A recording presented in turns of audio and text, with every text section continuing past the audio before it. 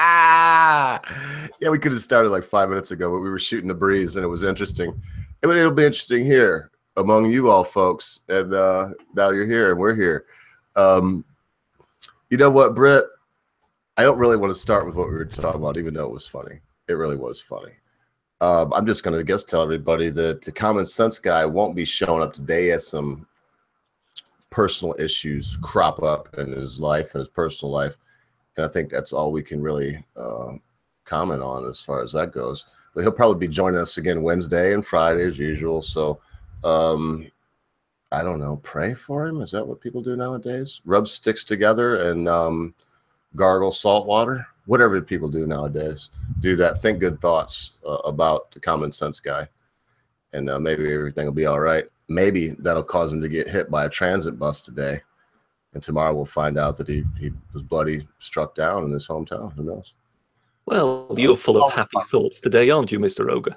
You know me, man. It's always a possibility, Britisher. We have to remember that even though we like to just believe that we're breathing in and breathing out, the heart's pumping blood, pump, pump, pump, and it's no big deal. Everything's no.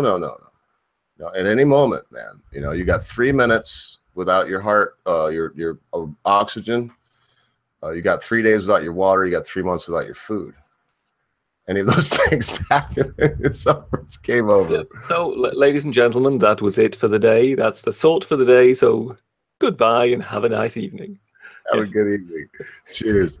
Well, I mean, I like to joke about it, but I do think it's important that we remember that. I can't keep it up. So, how you doing today, mate? Well, you know, aside from a rough back, one is trying to hang on in there.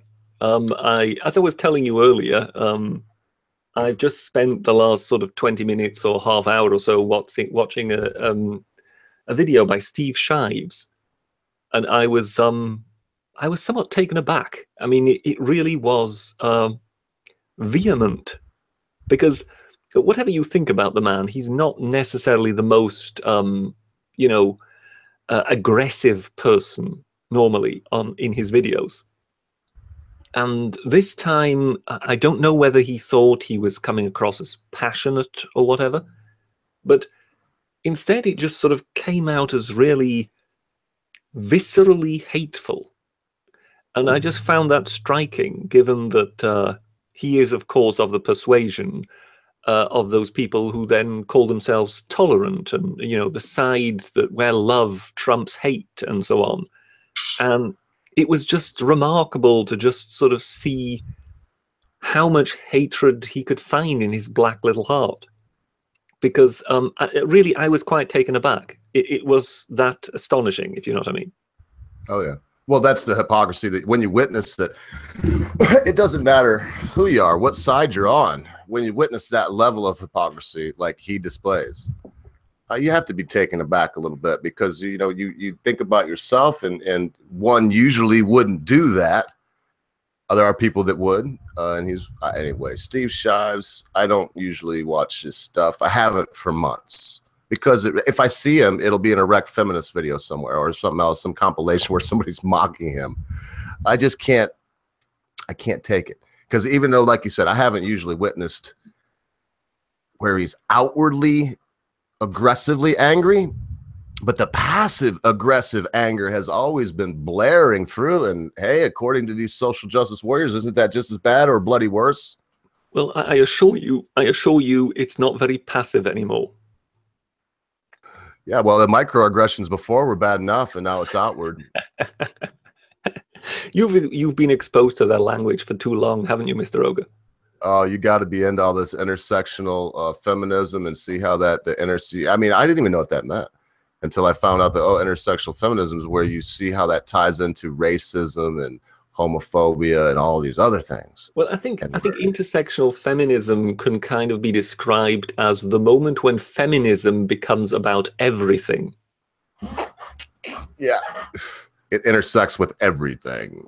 It is no longer just about feminist issues, about women's issues or anything like that. No, it is now about everything. And it's interesting how they've managed to pull off that trick, isn't it? Very. One of the best things I've ever heard, read, or looked at, witnessed when it comes to the idea of the outcome of feminism is Sargon's little short story. Shoot, I'd probably have to bloody look it up again. It's not really well known when you think about how many views this stuff gets now. If I think about it, it's been up for a while. Hell, I don't even want to give much of the plot away, because all you got to do is put in short fiction story Sargon of Akkad, and it'll come up. And man, it's just good. And you've listened to it, right, Brett? I listened to it. Yes, I am familiar with it. Yes. Very dark. It is very dark. Yes, it's not dark. Have a happy ending. The dark, I think, is definitely the word for it. Yes. Stories. Good evening, gentlemen. Can you hear me? Yes, Absolutely. we can Sound like read, you're coming Weltschmerz. We can hear you loud and clear. Great. Sound like you're coming in from the moon. Really? Well, it's not really. It's no wonder, really, if you're in that suit. Yes. I just watched that movie yesterday, Space Odyssey 2001. Isn't it great? Well, I was working, so I listened and kind of peeked while I was working and taking little snippets. But the soundtrack and the video and the audio for that is pretty, it stirs you to emotion, no matter who you are. Pretty good but stuff. I think all the Kubrick films. You linked the Doctor Strangelove a few days ago, and I watched it right away, and it's he was a master, definitely. Yeah. I just heard Alex Jones just going off on this big old diatribe about how he just dreamed these things up because he was in tune with the universe, like the R codes and CRM discriminators. I think people knew about these devices in the bombers. I'm sure he had ways to get it. I don't think it just came to him. I don't know. I mean, he was making it out like it was some kind of Nikola Tesla moment where he's seen the motor in the sky. You know what I mean? And then went and designed it. So anyway, yeah. How y'all doing? Y'all been looking at the news today at all? Yes, I saw the topics you want to touch today. I have a slight clue about them, but haven't. We're not in any big giant hurry or thing. I think the first one ties in what Britt's like jumping in on. Maybe that's why he mentioned Steve Shives. Because it's the idea that none of us are trans here, right? Are you trans, Stories? Is that rude? No. Is that transphobic to ask you? Are you trans?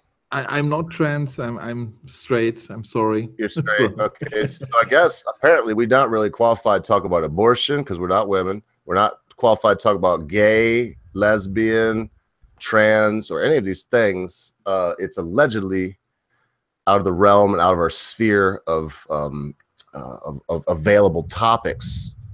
I kind of disagree because when I was listening to your show this week, Brett, when this topic came up, I started to. This has been a sequential chopping down of what it means to be trans. It's body dysmorphic disorder. It's like looking in the mirror and seeing yourself as really, really fat when you're really, really skinny, or vice versa. It's where you see yourself. You're looking in the mirror, and what your perception of yourself is not what it is. I believe that exists. I mean, I believe that's usually what trans is, unless somebody's just trying to get in on the new fun bandwagon. But hear this thing come out. I mean, this just hit me when I'm listening to The Week That Was by the Britisher Show, and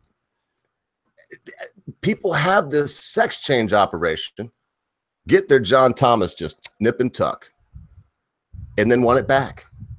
And apparently to put it back is a year, difficult surgeries, more than one, 18,000 pounds off the top of my head, if I remember right, something to that effect, 15,000 euros, and that was 16,000 pounds. Yes. Yeah. And anyway, just to kick it off to you, because you know more about this than me, but I say we can talk about this because now I pulled this up, The Independent, and the headline is "Gender Reversal Surgery is More in Demand Than Ever Before." But what are the consequences? And then I'll send a link out to the chat so that you can look into this at your leisure. Maybe that makes me ignorant, but in my opinion, it's kind of a fashion trend.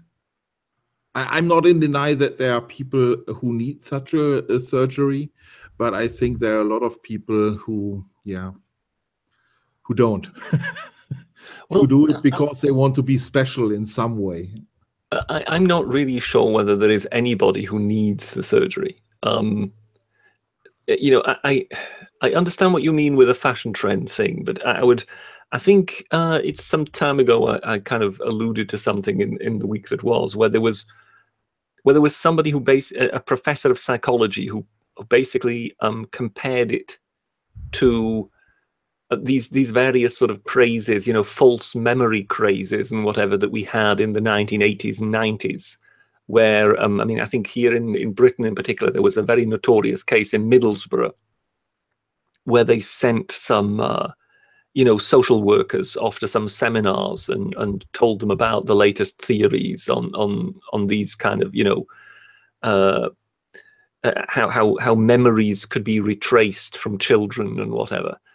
And of course, they all came back, started to apply it, and lo and behold, suddenly endless numbers of families were accused of being child abusers. And it eventually turned out all to be completely untrue. But some people had gone to prison, families had been broken up. I mean, it had really been an absolute catastrophe. And in a way, you know, it can happen that sort of science in that regard can go astray. And there does seem to be some voices who are warning that psychology, when it comes to the assessment of this entire transgender phenomenon, that it in fact may have gone astray here, that we may be trying to kind of legitimize something that is in fact a delusion, and that we may in fact be harming those people rather than helping them. And that's a little something there from the chat. If you care to read that for us in the side chat there. From Loafer. I am trans, 1/2 Lancastrian, 1/2 Yorkshire. Messrs. Richard III and Henry Truder really screwed me up. Yes, yeah, I can. Yes, my condolences. My condolences for being 1/2 Lancastrian and 1/2 Yorkshire. It must be a burden. That's very funny. Very good. It double points the question. For getting the Britisher to actually read it on air, whether it was through me or not. Oh, I'm sorry. That just tickled me. It hit my funny bone. Oh yeah. So what was it? Now you want the Willies? Bye bye to John Thomas. Sail away. Come sail away with me. And then I want it back. Want it back. And then I think once it's gone too, you can get it back to some extent. But the idea that you're gonna get it back, it's gonna be like it was. No, because I mean the nerves and whatever have obviously been removed. So, but what I found interesting in this, because I do remember. Because all this basically came about by links that I observed from Jordan Peterson. And I do remember him sending out a link on some, 1 or 2 weeks before. And in this article that I was referring to in the video, it actually refers back to that. That there was apparently in Bath University, so an academic who had spoken to this particular surgeon who was getting all these requests for reversal. That particular academic, he basically, on hearing this from the surgeon, thought, well, yes, this does seem to require some more research. We need to look into this. Why is this happening, that people are then wishing to see it reversed? So he went to Bath University, his university, and proposed to do this research and asked for a research grant. And he was turned down because it was deemed too problematic a subject. Oh. Which, of course, is then in this particular article is directly translated in, politically incorrect. We don't agree with it. Is more than likely quite a good way of translating it. That basically, yes, this is not the sort of thing more than likely we can look into at the moment, because if we do so, we will be on the wrong side of history, to use that wonderful little phrase. because, well, yes, I mean, if you think of it, if at the same time as the British government is seeking to implement changes whereby you will be able to change your sex on your birth certificate, you know, pretty much at will. If then at the same time a university is looking into why are all these people getting reversal surgery, it might be seen as swimming against the stream. So one has instead chosen to avoid that, which of course is very courageous of them, or not, as the case may be. Yeah, or not, as the case may be. Well, I mean, we should not only look into it, but we have to. This is the biggest problem I have as I look through this article. NHS, what does that stand for, sir? It's National Health Service. Oh, National Health. Oh, in other words, you pay for it, service. It's paid for by tax. Yes. Yeah, so everything. When you go get, you know, a tea biscuit. Have you ever had it with clotted cream? When you go get you one of those and you're sitting there at your, you know, probably your posh coffee shop you go to every day and read your newspaper, you're paying tax on the newspaper, the tea biscuit, you know, the overly priced coffee from, or excuse me, tea from, you know, Darjeeling. Darjeeling, you know, you ever had that Darjeeling tea, man? That's some good stuff, man. Just that straight up English breakfast from Darjeeling. Oh my goodness. Yeah. So penises, cutting penises off. So we're going from Darjeeling to cutting penises off. Well, no, I can't believe this. The National Health Service, that the Britishers here having his tea biscuit with his, you know, his overpriced tea, and he's paying, you know, the Queen some money on that. They're taking that and they're cutting people. It is a, you know, it is a universal health service, and as long as they effectively designate this as some kind of condition which can be helped with this surgery, then technically speaking, it falls under the purview of the health service to take care of it.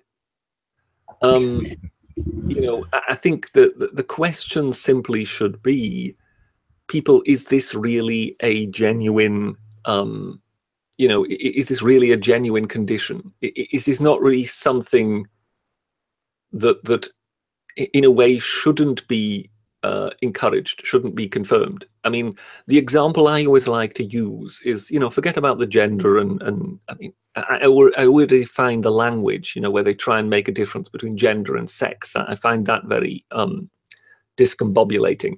But if you ignore that side of it and you just basically say somebody comes to a psychiatrist, and when you know, when they sit down and start talking, it emerges that this patient thinks he's Napoleon. So he thinks something, he thinks he is something he is not. Now, if it would be anything other than, as I say, sex or gender, one would immediately go into the normal routine of, look, I do not agree with you. I will not encourage this because it will only harm you. What instead is needed is some kind of therapy, some sort of treatment to try and lessen the impact of your thinking that you are something that you are not. But in this particular case, what we instead are doing is we are confirming this to them. And in a way, we are turning our entire society on its head with all the bizarre complications that it is bringing about with it, in order to cater to this. And really, I mean, I know this all sounds rather, you know, harsh, but to me, it is the cuckoo in the nest of the LGBT community. Because it ain't helping. Well, I just don't think it really belongs there.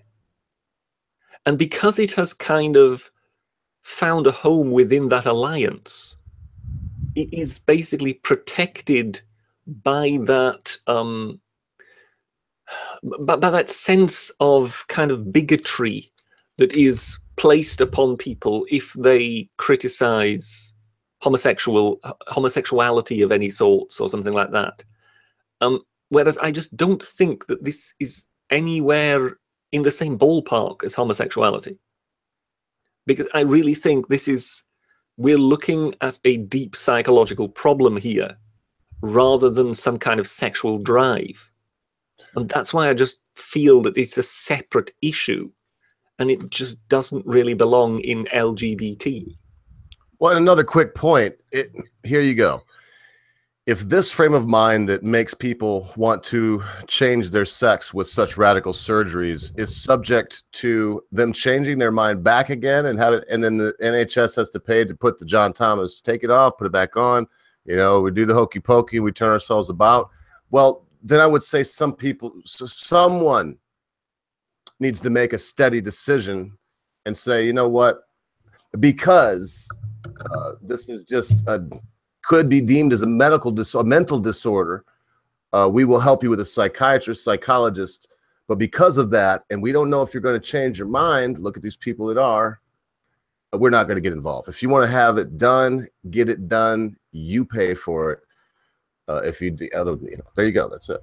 Well, I mean, I think it was Johns Hopkins University that was actually the university that pioneered much of the sex change operations in America. And they are these days refusing to perform anymore. They have basically, the hospital that effectively has gathered the most data on it is the one that has basically taken a step back from it and said, we are not going to do this anymore. Well, they don't want to kill people. The suicide rate, I mean. They are precisely pointing towards that. They are saying the statistics basically suggest that transgender people have a very high suicide rate, but it doesn't seem to change. The suicide rate doesn't seem to change if you give them if you give them the operation.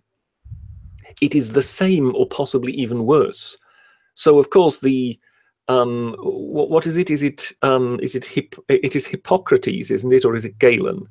The first rule of medicine: do no harm. Oh, Hippocrates. And there is basically that's where they've basically drawn the line and said, look, we can't really rule out that we're actually doing harm to patients here, so we are simply refusing to do this anymore. We're not going to engage in this anymore.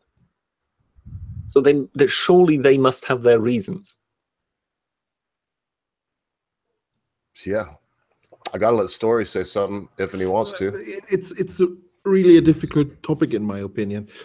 On the one hand, I totally agree with you, and I think, yeah, this is a mental disorder. On the other hand, that was people said that about gay people like 50 years ago as well. So I'm not really sure what to think about it. But would he look? Okay, but it's a little different because the gay folks are not asking me to subsidize any kind of operations dubious if it's even going to work, if it may make them want to kill themselves more, if they may want to reverse it. In this situation, people are being asked to subsidize this thing, and so in other words, so that wouldn't matter if it was you wanted to classify it as a mental issue or not a mental issue, and it's trans a mental issue. I'm sorry, I don't even know what else to say. Because then it always comes back, well, gender is just a social construct. In nature even? You mean among, like, fish and dolphins? And, yeah, somebody say, well, dolphins rape male dolphins hump other male dolphins. Yeah, they do. Anyway, go ahead. It's just, whether it's a mental issue or not, getting someone to pay for it, to have that done, I'm not for breast augmentation. I've heard it's an urban legend, but I have heard it said, I've just never seen the hard statistic right in front of my face, that the United Kingdom leads the world in breast implants because pretty much a lady can go and say, I feel bad because my tatas are not rocking the boat quite like I would like them to. And, they pump them babies up. Is that true, Brett? You know if that's true? I think it's not a financial problem because we are talking about only so few people. It's not really changing anything. You know what I'm saying? I mean, it's like, I don't know, maybe 5 or 10 people in the UK, and it costs the British less than I don't know, a few cents a year. So I think Yeah, no, it's not really a financial problem. I would agree with you on that. Oh. I don't think that the finances really are the kind of the foremost problem here. I think it is more a question of ethics. Exactly. I agree. Yeah. And Well, it's not ethical to take your money and do something that you don't. well, yes, but you know, in this case, I think it's more my main, because people kind of look at me and sort of say, look, why have you got a problem with what other people do? Why not just let them do it? And that is indeed the kind of libertarian, basic liberal view. Just let people do what they want. But that is where I have the problem with this, is when I sort of think, well, hang on a moment, if this is actually a psychological condition, I mean, if this is really a delusional state, then I don't know whether it is ethical to actually play along with this, particularly if you're then actually, putting these people under the knife in seriously life-changing operations, and that's where I start feeling very, very uncomfortable. I think it's on the scientists to find out more about it. Now that so many people come up and claim they are transvestites or transgender or whatever you want to call it, and we should learn more about it. So that is, in my opinion, like a social duty. But yeah, paying all the surgeries, I'm not sure. I agree with you completely. I mean, the more we can possibly know about this, the better. But then that does require kind of honest science. So if you then have got universities possibly turning down research because they feel that it might be problematic, that's when you then start feeling uncomfortable, because you feel, well, in that case, the research is only going one way. Yes, I think that's the reason why nobody wants to touch such a topic these days. Yeah, no, because you've got a very good chance, if you come out with the wrong findings, of being devil number one, basically. Absolutely, yes. Devil number one. So I guess as three white cisgender males, what's our verdict? Are we 2-1 against? Is that the verdict? I don't really think it's a matter of sort of being completely against or not. I mean, as I say, I think this is a very difficult topic, because you are talking of some very, very vulnerable people. But on from what I have read and from what I have seen, and just gut feeling on this, I feel we're more than likely we have gone the wrong way on this. Yes. Well, I agree. And what I mean against, I mean government subsidizing of said, regardless of the impact of the finances, whether it's a lot of money. Because that's putting the ultimate government seal of approval on it. Yes, we'll pay for it. Well, yes, but I think government is already approving it if it is basically making it that easy to change your sex in your birth certificate. And if it is even having second thoughts about asking for your sex in the census, I mean, it clearly shows that government has entirely been subsumed by this kind of ideology. Oh, that one got me, where they said they don't want the census to ask, or they don't have to give the. So you said it. How do they don't know how many bloody males? When you say they don't want to, this wasn't some campaign group or whatever. This was the Office of National Statistics. So this is the actual organization which would undertake the census for the government. And that's one of the major that's one of the major things you're trying to see: how many males and females you have in here.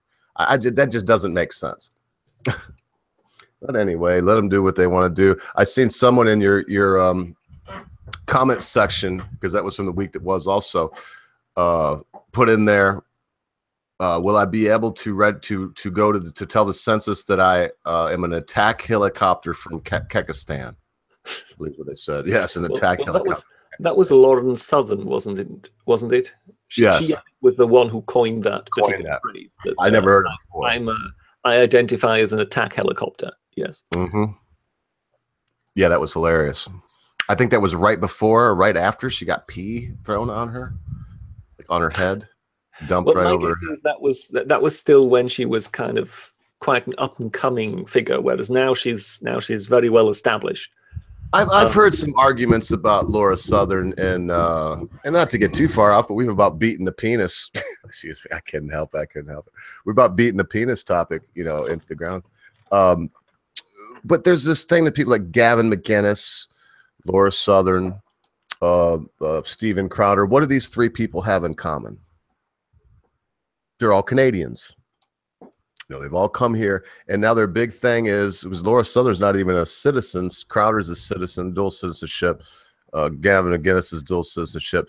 And then, they pick up on I don't know. It feels so weird. It's like these headline guys that are talking about freedom of speech, First Amendment, Second Amendment.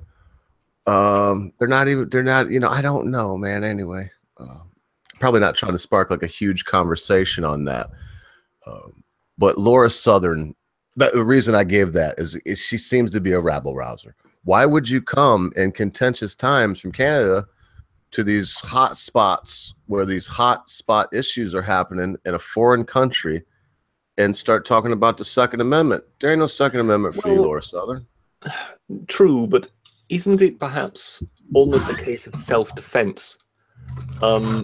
Because, is it really Canada that is creating this, or is Canada effectively getting the blowback from what is culturally occurring in America? So I think it may be a case of basically going to America to basically, obviously that's where the money is. We all know that, but at the same time also that is where this phenomenon is actually really occurring. If you can turn it around in America, then the problem in Canada is more than likely going to solve itself. So it may be that the Lawrence Southerns and Steven Crowders of this world and whatever see America as the battleground where the battle must be fought and must be won. And that but if some lefties were coming, that effectively wins the battle in their own home country too. But you see how it would be if some lefties were coming down here, Antifa from Ontario, or something like that. I'm just trying to keep it real and keep it even, and say that, it seems to me to be a little bit, it's provocating. They're not even from around here. Now, Jordan Peterson, I don't put him in the same boat. I couldn't mention him. He's from Canada, but you're talking about, it's much different. You're talking about a philosopher, psychologist, years of experience studying even the Bible, studying a lot of things that I did. I've studied. The guy's just a guru, and he doesn't rabble rouse. If anything happens, somebody's just screaming at him. But anyway, like I said, I'm not trying to beat these people up. They're very important, but isn't there something they could be doing in their country? I guess that's a good question. I have the feeling that all these three people have like totally different motivations why they do it. I have the feeling, and I admit that I can be wrong, but I have the feeling Lauren Southern, she only wants to be famous, and that's her major goal. I have the feeling that a Crowder just want to make fun of society. And Kevin McInnes, I disagree with him on almost every topic, but I totally appreciate him because he's a real smart person and he's making good points on many different things. Even though I disagree, but I think he has really good points, smart points. On almost every topic. That's not the first time that's been said. I wouldn't say that. He's one of my heroes, even though I put him in a category. In fact, two of those people are kind of inspirations of mine. Crowder and McInnes. Okay, I've just decided I don't like Crowder and McInnes anymore. Uh-oh. No, McInnes is really smart. He's not an idiot. Absolutely not. No, he has his place. I'm not sure what to think about the Proud Boys. They have their place, but I think when places are gone, Britisher put it really well in that thing, the Conscious Caracal, if I can stutter it out, the Conscious Caracal put up, where it was actually a closing thought of his one day. And I mean, it was just put so beautifully there. There's a time and place for things. And, you know, with Base Stick Man, he came and he did what happened. And all these people, Antifa, come and made their point about not liking Trump or whatever. Let it go. It's time. It's time to let it go. And no, we don't need any more. We need Based Carrot Man, Brett. More Based Carrot Man, less Mace. And Either Based Carrot Man or Jasper Carrot. Jasper Carrot. Yeah, he's a British stand-up comic. I mean, he had his day about 20 years ago, but yeah. So basically, either Based Carrot Man or Jasper Carrot. Yes. I think I can show a picture of Stick Men or any such thing. Yes. I can show a picture. Humor is always worth preserving. Yeah, here's the Carrot mid troll. You can see he's wearing a sign that says, "I don't care it all about your outrage." Yeah, I didn't know Scott Pressler had cut his hair short. Kind of looks like he's done it, like Scott Pressler's little brother, maybe. Little short-haired brother. I mean, and look, he's just dancing. This dude, I'm not even gonna play it. This person, I don't want to say dude and assume gender, because Lord knows that would probably upset this human. But like just dancing around, never causes any serious trouble. They don't accost him either. But he don't give in. The whole time he's just dancing around like a fool. You got to really appreciate the hat. He went all out on that. Yeah, King Carrot. King Carrot. I think that's his sprout, above the soil. Anyway, yeah. So Gavin McInnes got his place. Base Stick Man has place. Hopefully they do help out in Canada. I don't even know why I brought that up. It was just on my mind. Do y'all know who Harvey Weinstein is? Yeah, the filmmaker. Yes. Keep these people thinking about what's going on in the world and move along if y'all want to. Apparently, I don't even really know who he was. Am I crazy because of that? He's a film guy, huh? The Weinstein Company. Yeah, that's what it says here. Harvey Weinstein fired from the Weinstein Company. That doesn't sound good because it's got his name. Yeah. Seems like that's bad. But it looks like Mr. Weinstein, the disgraced chief of the Weinstein Company, has been fired effective immediately. His board of directors said on Sunday, it's a quote from the board of directors, in light of new information about misconduct by Harvey Weinstein that has emerged in the past few days, the directors of the Weinstein Company, Robert Weinstein, Lance Marov, Richard Kogensberg, and Tarek Ben Ammar, have determined and have informed Harvey Weinstein that his employment with the Weinstein Company is terminated effectively. The statement read that. So that's even the letter. That's a nice letter that his brother, the other members of the company he created, sent him. Because apparently he thought it'd be a good idea. He had this good-looking young attendant or something, like a assistant. And he had a little wank, there with her looking. Just had a little wank. And it's frowned on in our society in some circles. Apparently in the one that he's in, it was okay at that time, but it's not okay now. So I don't know. Y'all any thoughts on this? With one penis thing to the next, it's like just can't keep out of that in the news. This cycle has been. That's it. Yeah, you've definitely got a penis theme going with the stories you've been choosing today, haven't you? Hey, I know. I just pick them, man. They're out there. There's all kinds. It's just the popular news of the day, man. What can I say? Well, put it like this. There is a bit of a feeding frenzy going on regarding Mr. Weinstein. I think it's Weinstein that he chooses to pronounce his name, isn't it? It's like in Mel Brooks' Young Frankenstein, where it's always Frankenstein. Frankenstein. When it comes to Weinstein, I see a bit of a feeding frenzy going on, and I also see what I would call outright hypocrisy going on.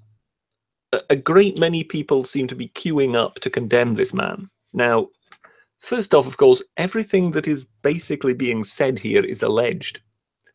So we really have no firm knowledge that this has actually ever taken place. Inconvenient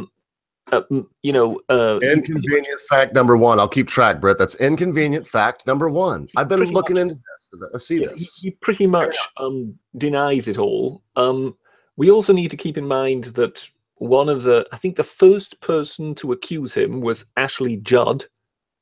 I think anybody who saw her speech at the Women's March, I am a nasty woman. Oh, Lord.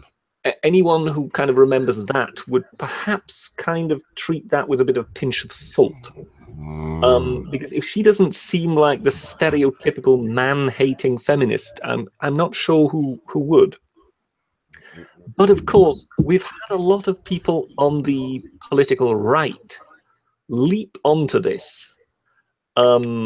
This includes someone who would call himself firmly a centrist, like Lionel from Lionel Nation, whom I really love, but I think I really think he's kind of leapt onto this with both feet. In basically just condemning this man outright, as though it's basically a certainty that he's done it, that now everybody claims to have known that this was going on for a long, long time. Well, if they did, why didn't they say anything? Yeah, the prosecutor in him really came out. I think I've seen what you're talking about. Yeah, and you just sort of feel, well, okay, let's reverse the roles here. Let's basically just say it's not Harvey Weinstein, it's Donald Trump Jr. And then let's see what would happen. And the very same people that are all over this at the moment, saying, "Oh, he's guilty as sin." Like, oh no, let's think about it first. No, let me finish. Okay, they would basically say, "Here is a photo with him sitting next to Hillary Clinton. Here is a photo with Weinstein and Bill Clinton. Here is a photo with Weinstein at some Democratic conference, and yes, he's guilty as sin."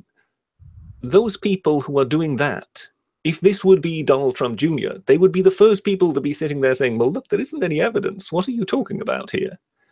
And this man has been now fired from his own company, a company that he himself founded, on the basis of something that is unproven, just simply because this runaway train has become so damaging that the company itself basically thinks, look, we have to protect ourselves here. And you just feel a lot of this is once again tribal politics. And you could effectively reverse it with, as I say, if you would insert, instead of Harvey Weinstein, you would insert Donald Trump Jr., you would have CNN and you would have all those people completely all over it, smearing him to the high heavens. And you would have, the Fox Newses of this world indicating that, well, this is all completely premature because nothing has actually been proven. There is deep hypocrisy also on the other side, because Saturday Night Live didn't make a single joke about Harvey Weinstein. And when they were challenged on this, it was, oh, because he's from New York, as though that were an argument. I mean, somebody actually asked on Twitter, isn't Donald Trump from New York? So it just appears that the kind of the left media, particularly the comedy circuit, simply doesn't want to throw him under the bus in the way they would do any other figure who would be accused of this sort of thing. Meanwhile, on the political right, one is going out of one's way to throw this man under the bus, even though there isn't really any evidence. So how shall we say, I am just a little aghast at what's going on in this case.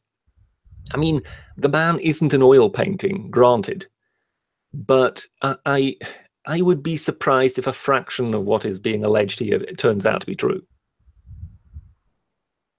Yeah, it seems like the Bill Crosby thing, and it's just bringing. I'm not trying to say, again, I don't have any evidence that this didn't happen, but the last time I checked, that's not how things work. You don't say, well, somebody did this and then, prove that you didn't. He says he didn't do it. And before anything, that's what got me. I mean, that's why I read that one article, the first article. They're kicking him out of his own company. It's got his name on it. Kicking him out.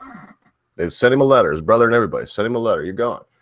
And what if it does come out that this is just nonsense, or who knows? It just seems a little stinky. Ashley Judd makes it smell. Always, she'd smell up anything. She would mess up a wet dream. Yes. Anyway, stories. I just do feel that it's as I say, it could turn out to be completely right, but I just don't think that this is anywhere near far enough progressed to basically be throwing him out of his own company.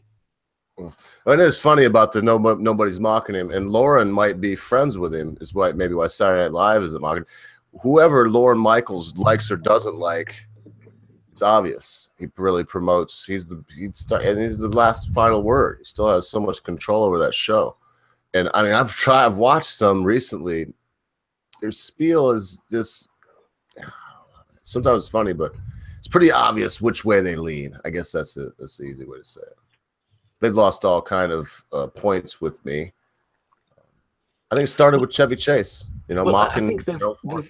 I think they have gone far too political. I think that's the main problem with them.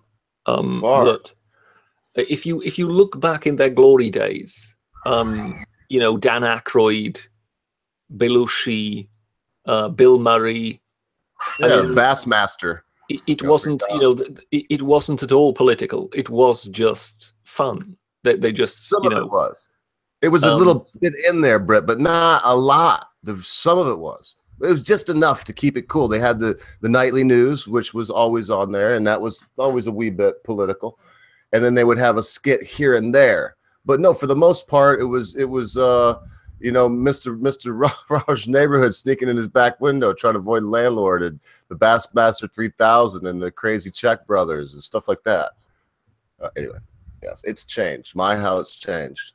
There's nothing now. If it's not outright political, as in political parties, it's politically correct stuff. Well, I think when it comes to politically correct stuff, I'm not even sure you can make humor with politically correct stuff. I mean, Mel Brooks was in the news recently, basically having said, "Look, people, you're killing comedy with political correctness. We simply can't keep going this way because we can't make a single joke on any particular subject." And they basically. Sorry. He basically went out of his way. He said sort of films like Blazing Saddles or The Producers, he just simply wouldn't be able to make them today.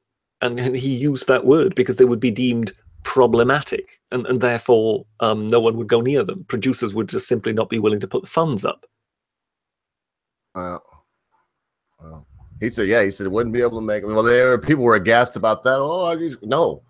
You don't see that playing on TNT like it used to. Blazing Saddles. They used to play that on cable network TNT. You ain't gonna see that one no more. Never would have saw The Producers. Funny movie too, by the way. Very funny. Well, anyway, I guess we could. Can I? Yeah, please. I thought you might have something to say about this. The thing is, I'm working in media and film business, and what I have learned over the years is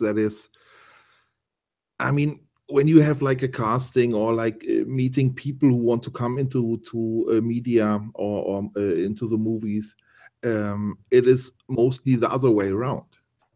I mean, from my experience, when you have like a casting for a movie, you get like I would say at least 30% of the female will offer you sexual how to say it advantages or services, and nobody talks about that. You know what I'm saying? I mean, it is everybody knows that in the film industry, and I have no clue but now if you regret Weinstein did and if it's true or not, but it is not specifically rare that women offer sexual services. Well, I mean, the expression of the casting couch is quite well known in that regard. Yeah, and for a good reason, for a very good reason. Mm-hmm. Well, I just think I can't. It has to be true what you said. I can't disbelieve that. that 30% of the time there's some young lady there that thinks I'm going to tell this guy I'll do this, that, and the other thing. And how that probably doesn't work very often is my guess.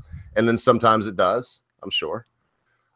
Anyway, who cares? But the problem that I would have is if it was to come out that, well, yeah, these things may have happened, but it was okay with the person at the time.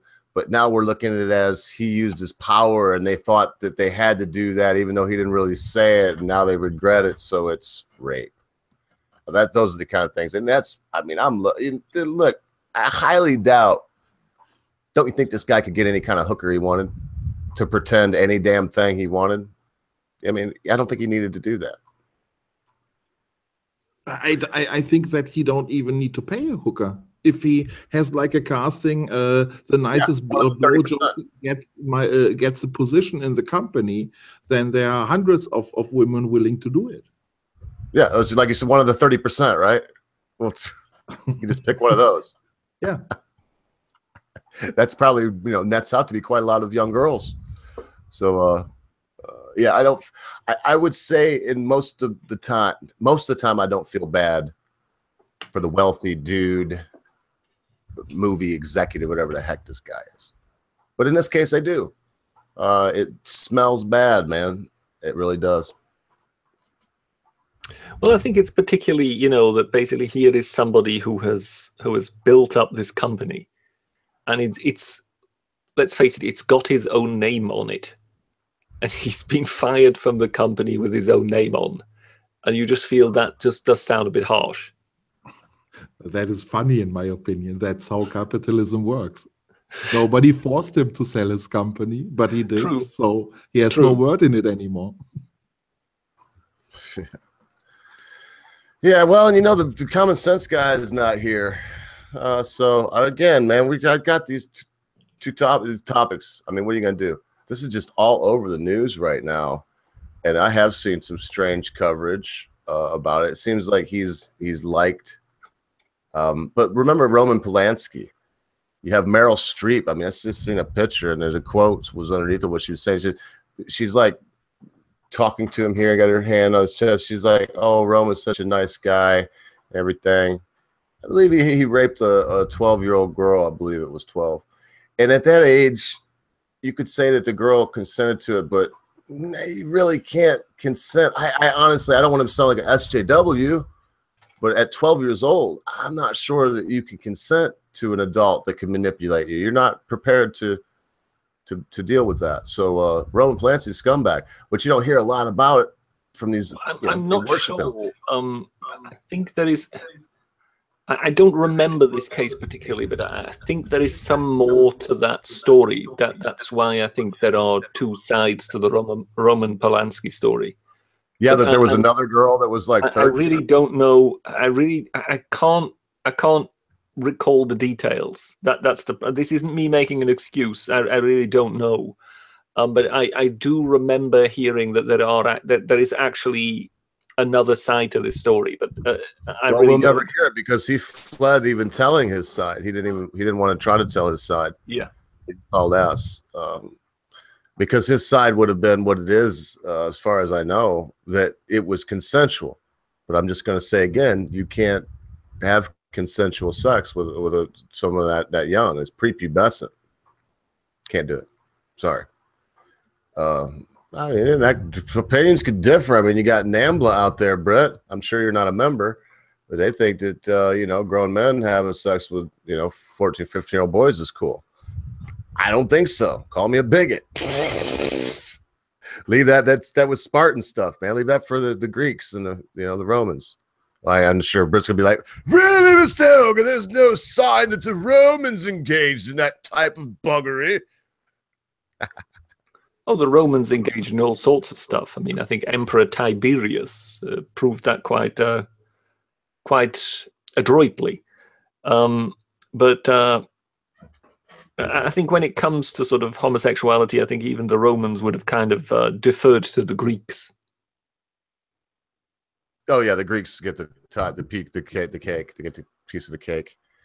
Oh, one day I keep talking about it. I'm gonna have to look it up and then write them all down, so I don't just have to talk. Just say that there's stations of manhood, and that you would say in Greek, like if you were in there, you're in the upper class, and it would all have to do with the kind of sex you had.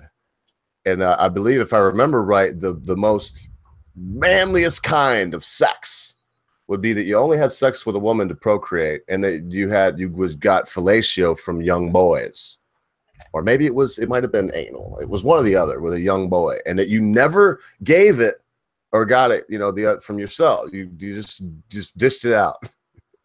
Anyway, they were really big about that whole man on man kind of keeping the women out of that part of life.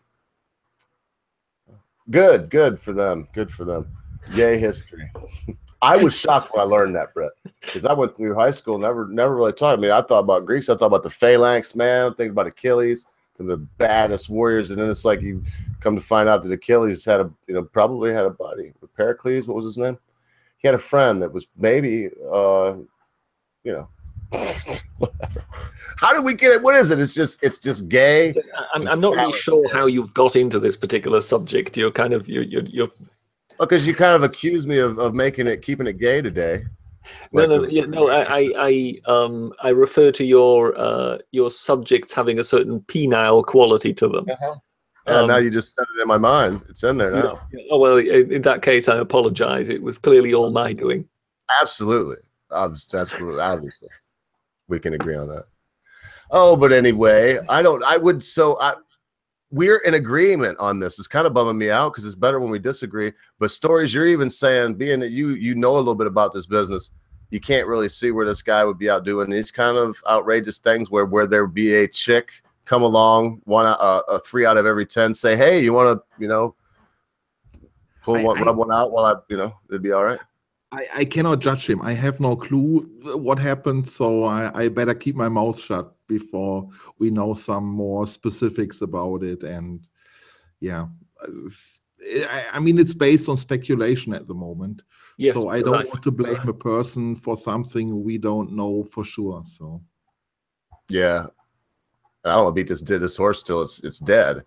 I just think, man, I'm no lefty. So no one can accuse me because he came out. The big thing was Alex Jones, like, as soon as they busted him on fondling all these girls and doing this disgusting stuff and telling them to watch him in the shower, he come out and said, if y'all just let me off, I'll I'll take down the NRA. And I looked for the quote where Mr. Stein came out and said, if you don't do anything about this, I'll give money to help take down NRA. I can't find him saying that. So I'm no apologist for the left. I'm no lefty. If anything, British accuse me all the time of being like just a diehard Trump apologist and a right-wing lunatic. I don't think I'm that either. I don't think I'm either. Anyway, but that said, come on, man. You can't really... Obviously, you can't because it's done. This is the problem, Britisher, with the guy at the John Jay that was on Tucker. You remember the long neck dude? Remember the dude with the long neck? Yeah. It was like, I'm glad whenever I'm teaching these new batch of police officers, it makes me happy to know that I'm teaching some future dead cops. Yes. And then, he types some other stuff. They fired him. Charming, yes, they fired him, but it wasn't because of his academic skills, his proficiency with teaching the people, none of that. They fired him based on what he said. The problem with that kind of retaliation, and the reason why I think that he should have just been left alone as long as he was doing his job right, is this is what it comes to. I mean, it will always snowball out until what's the outer limit? Eventually, we put people back in stocks and throw rotten tomatoes at them when they do something that hurts our feelings? Well, it's a thought. That is a British thing, isn't it? Y'all like stock them up and you have a paddle hanging there is what I've heard from the stock. So you could either go back and give them a couple licks or throw stones in their face or tomatoes. It was a kind of medieval thing. Therefore, there wouldn't really have been any tomatoes around, which were an American produce.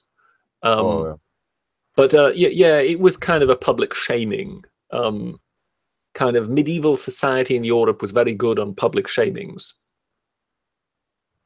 Huh. So you had stocks and you had,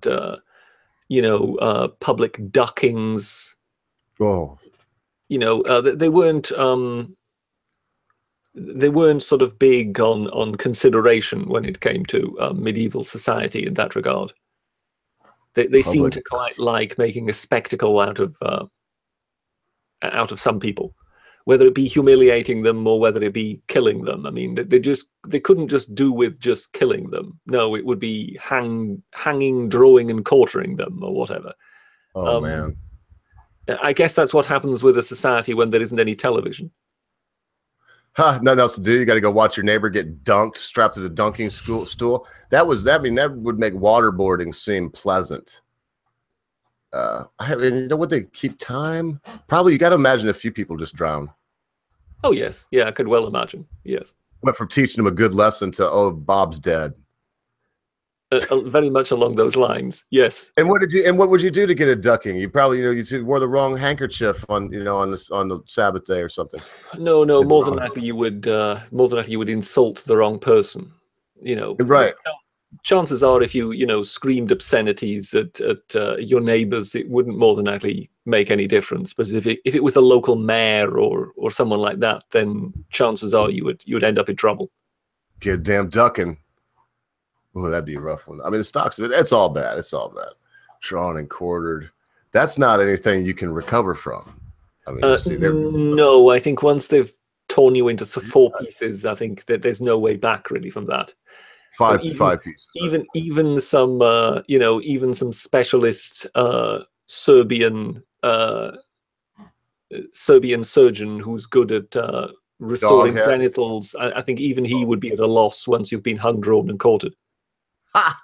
Well, remember sorry, not hung, drawn, hanged, drawn, and quartered. Yes. Oh, that'd be terrible.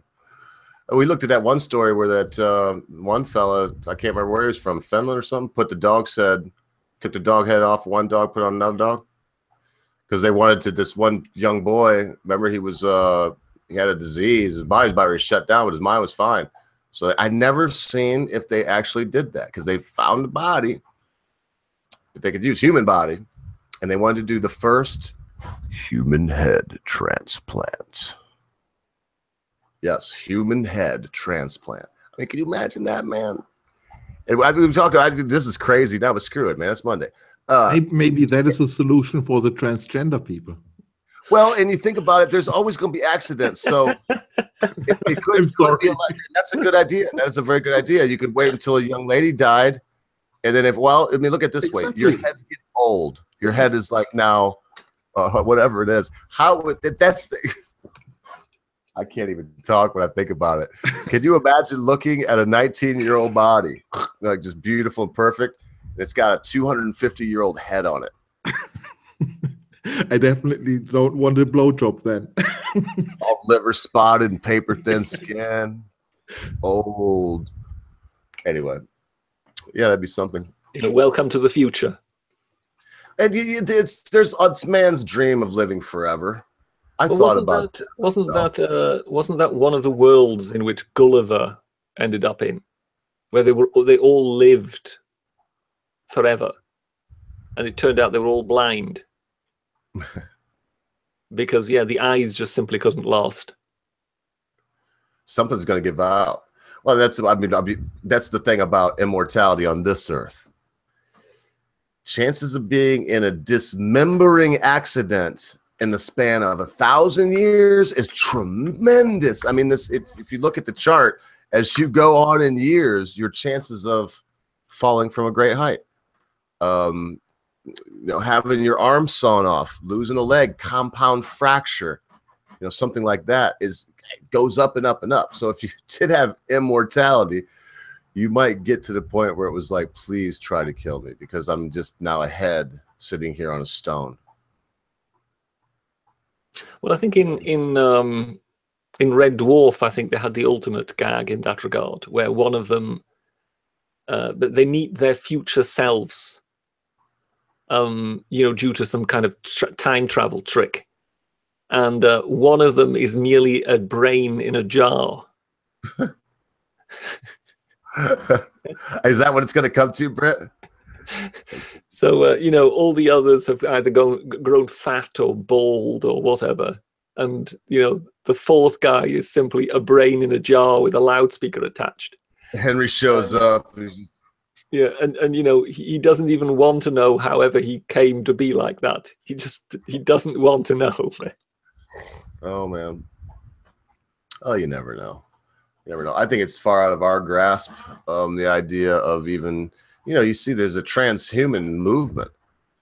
Transhumanism, for anybody that doesn't know, is the idea of melding humanity with machinery and technology. So, implants of robotic arms, Isn't robotic that what they hearts. call the point of singularity? Once you would be able to put a human being effectively into a robot. I'm not sure, but that sounds good. The point of singularity, where you make the machine and the human a singular thing. Is that's pretty cool. So basically, once you could effectively, almost like take the brain out of a human and stick it in a robot, and like that, as long as you maintained the brain, the machine would basically be kind of a superhuman, if you know what I mean. Huh. Yeah, I guess the big question is if that could be the moment of singularity could come and we could become whatever it would be, the spinal cord and brain, like General Grievous from Star Wars, and put into whatever, some kind of cyborg. Would you do it? Would you want to do that? Would it still be you? It goes back to the idea of Britt, look at it like this. If you had, I think I've asked you this before, but this is it's a good exercise to get your brain working. Imagine you have a ship, and over the years, you replace board by board on that ship, mast and everything. You're replacing it as it gets a little old, but not wore out. And all those pieces are taken somewhere else and piled up. And then after every single board has been replaced, the original boards are put back together as the ship was originally. Is that the real ship? Which one is the real ship? Are they both the real ship? And that's kind of the conundrum that comes to me, gets in my mind when I think about the singularity. Would it ever really be a singularity? Yeah, what makes you human, effectively? Right. Is it really simply the fact that it is your brain? Is it your mind? Or is it the animal? Does it require all aspects of the human? Or is there some kind of abstract humanity that separates you from all of it? And chances are, in order for us to be human, we have to be all three things. And the idea that we can somehow just transplant ourselves into some kind of, mechanized form is more than likely just wishful thinking. It's just one of those dreams. But you look at RoboCop and you can see how that could very quickly turn into a bloody nightmare. So, in the end, we are basically created with a limited lifespan, and we best just make the best of the limited lifespan we have, and then, in a way, be content with that. Well, it makes it worth more too. When I was going to say, I think that along with what you just said, the three things, the knowledge of an end that is pretty imminent, whether you like it or not. Once you get to be about the Britishers and my age, you realize time flies when you're having fun, and eventually, if you live long enough, it'll kill you. It's part of it. It might be that fourth element, the knowledge that your life is fleeting and flies away. Anyway, maybe not. So I guess. Well, I guess we can kind of ask ourselves how many of those finite lives might come to their final conclusion regarding the Catalan issue, because there are quite a few people. About that, Bert, if you want to. I was going to wait until the Common Sense guy was here because I don't think this is going to go away. But if you want to, we can. I got enough stories to go through without it. Some people are kind of talking about the potential of, civil war and whatever, because that country does seem to be on the brink a bit. I mean, I wouldn't say it's imminent, but you can envisage if if there are some of the leaders who make a series of very bad decisions, then you could end up in a very bad place there. And you do kind of hope that the various parties involved kind of see sense and perhaps, you know, back away from this a bit. And I mean, at the moment, the kind of sounds you hear sound a bit promising, that it looks as if Puigdemont might be kind of, he's the leader of the Catalans. He may be kind of sounding a bit more conciliatory. The Spanish government is still very hardline. They're saying this is just not going to happen. But yes, I mean, if it were to happen, you could see the Catalan government being dissolved, and if need be, even the military being sent in. And that's when it really gets ugly. No, well, they said they'll take action. I mean, they made it very clear. If they try any kind of like, you know, we ain't a part of it anymore. I said it before. I want to make this very clear. These places that want to secede from the countries that have given them aid and succor for so long need to remember, do you have a military? If you don't, if you have a military base there and it has the country's name on the military base of which you want to secede from, that's not yours anymore. Neither is the equipment or the soldiers. So, I mean, you have to come to grips with the fact that you can't just say, I don't want to be a part of this anymore, and enjoy everything that is being part of it. And I just don't think these folks have really thought it through very much. Pretty sure they've let, I don't know, they've let something go to their head, some kind of nationalism that I'm not sure, and I'm not from there. So this is speaking from somewhat a point of ignorance, but they've let it go to their head. It really looks like that. I just know that, you know, sort of past history in Europe would kind of suggest that certain types of kind of national fervor can be, they can be whipped up by politicians who may have, in a way, very selfish goals in mind. I mean, I remember the split up of Czechoslovakia, where it was effectively a politician who seemed to dominate Slovakia, but never really would have stood a chance of being a major figure in the united country. And he started very, very vehemently campaigning for a independent Slovakia.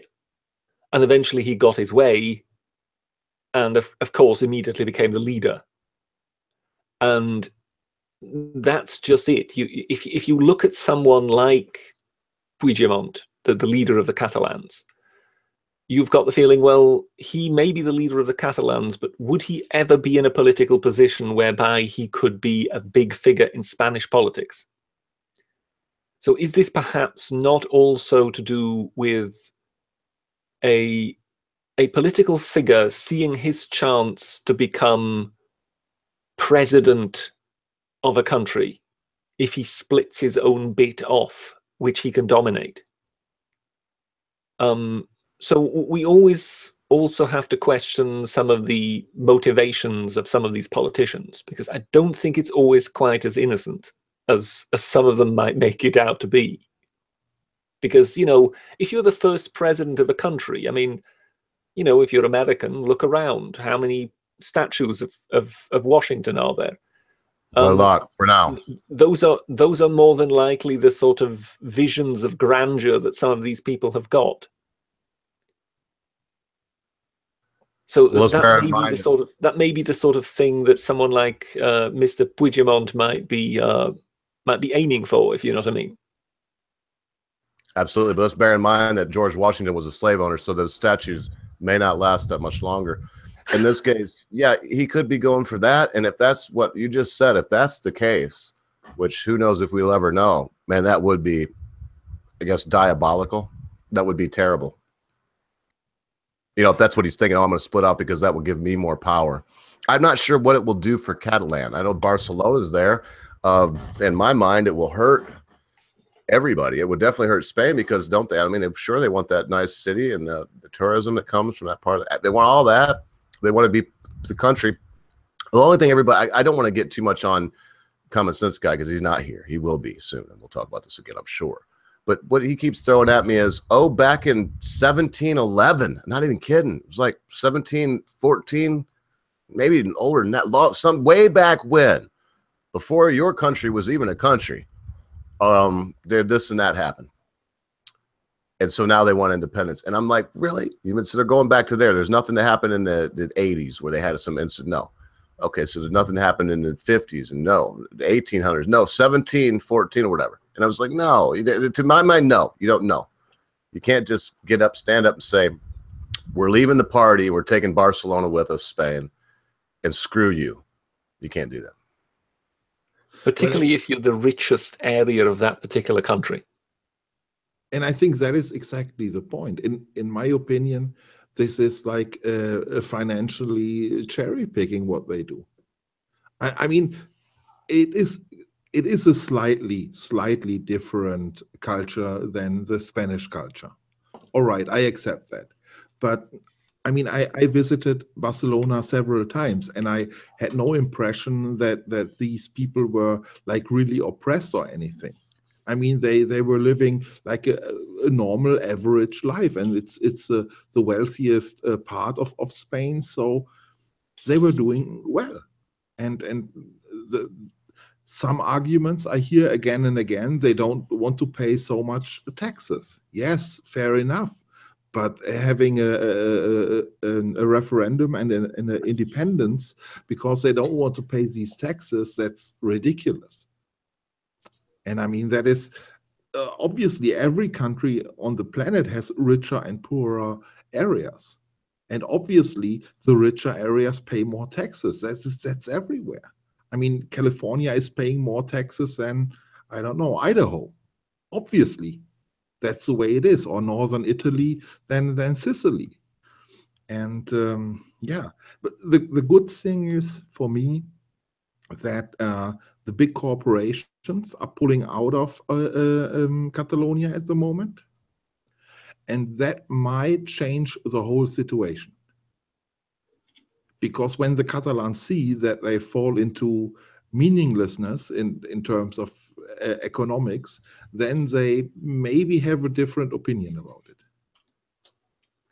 Well, I mean, as I said the last time we spoke about this, I am not quite so sure that this independence movement is quite as heartfelt and as deep-rooted as some would make it out to be. I mean, for one, we've had massive demonstrations just in the last 2 or 3 days of pro-Spanish protesters in Barcelona and whatever, which clearly shows that there are very large numbers that don't want to go independent. But aside from that, you know, you also have got rather embarrassing pictures, you know, from way back in 2010 when Spain won the Football World Cup, and you just had Barcelona bathed in Spanish flags, and you just thought, well, hang on, if this is not at all part of their identity, what are they celebrating? Exactly. So and look at Poland, for example.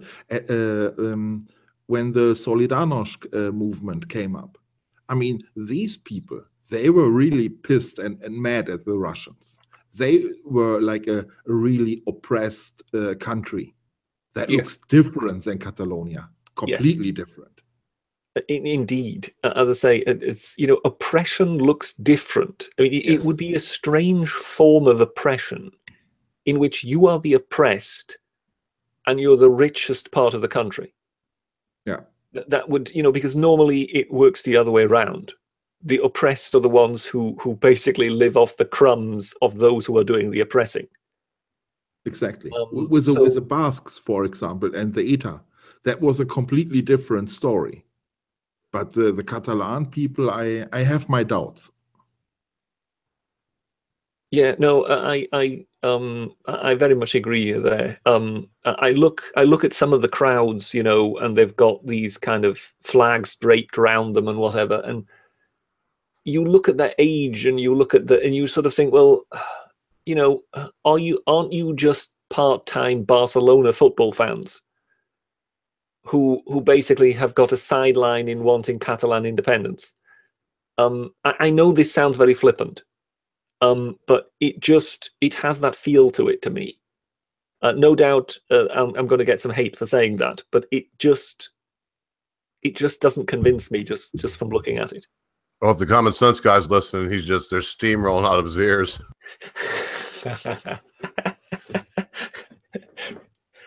Yes, he's somewhere just punching his mobile phone as we speak. Yeah, trying to throw it at you from wherever he is. Well, I mean, maybe not, but that's just funny. I think that are completely different topics. The referendum itself and the Spanish intervention into it and the independence. Totally different things. I think that, in my opinion, they should do a referendum. In my opinion, this is a democratic process. But having a referendum and having an independence, that are totally different things. Well, to my mind, I'm not really sure there is any point in having any referendum, because the last I've heard, that the Spanish Constitution doesn't allow for anybody to break away. So it doesn't allow the independence, but it must allow the vote. You know what I'm saying? Well, yes, but what I mean is if you're allowing for the vote that would lead to independence, but you don't allow independence, then you end up in a tremendous impasse. You're in a way then making a rod for your own back, because you're then basically creating a result that might be a call for independence, even though you cannot allow independence. It's definitely encouraging a lot of false hope and a lot of problems. Why would you vote on something that can't happen? Stories. That is a good question. Because you can vote on everything, whatever you like. I mean, no, you can't. I can't vote to say murder is okay. I can't vote to say it's all right for me once a week to go down to my local corner store and shoot the first person I see in the head. And then if the neighborhood votes on it, so no, you can't. And so the point is, this is something that there's no provision for in their constitution. It's not going to happen. The government already says it's not going to happen. So why would you vote? Let me put it this way. Prostitution is illegal. If it's illegal, why could you can't just, the citizens can't just vote on it.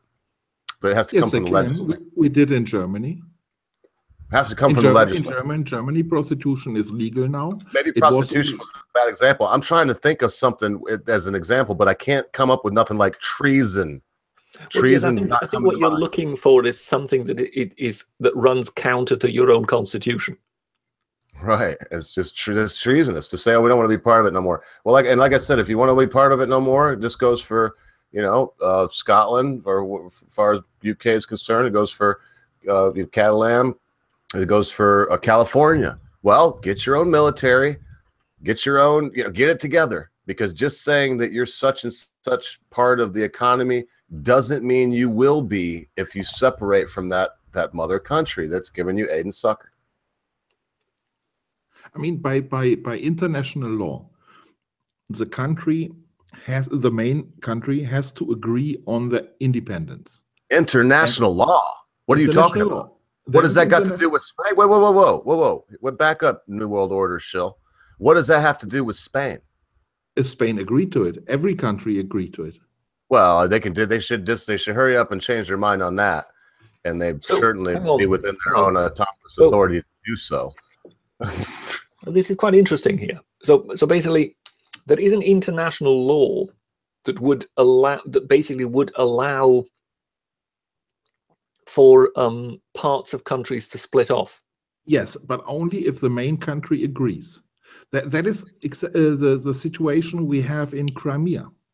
The people voted on their independence. The Russian people think, yeah, they are independent and now they are a part of Russia, but no, because Ukraine never agreed to it. Exactly. Yeah. Ukraine has to agree on it. When they agree, then Crimea can do whatever they like.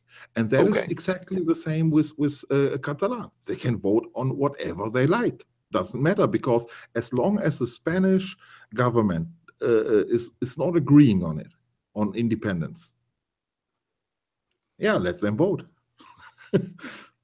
It's interesting. I've not heard that angle before. So yeah, no, I had no idea that there was some kind of international law, some kind of convention whereby that was the case. I mean, it's still, as you say, it still doesn't change anything in terms of Spain, because as long as the Spanish don't agree, it just can't happen. Exactly. And that makes it tricky. For example, let's say for a moment, just for the sake of argument, the Catalans were independent.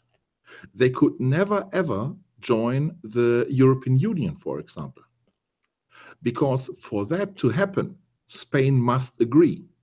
And yes, it would have to be accepted unanimously. All members would have to agree for them to join.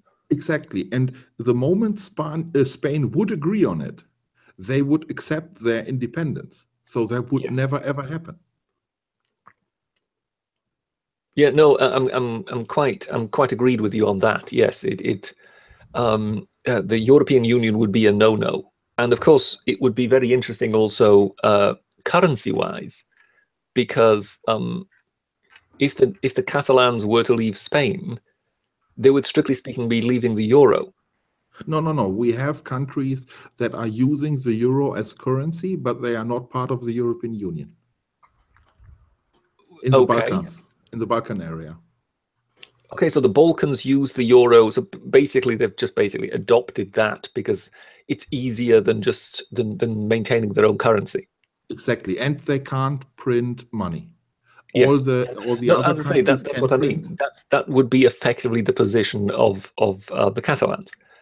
I mean, no one can stop them from using any other currency, so they can still continue to use the euro, but they would have absolutely no control over the currency. They would have no say in it whatsoever. It would not be their currency.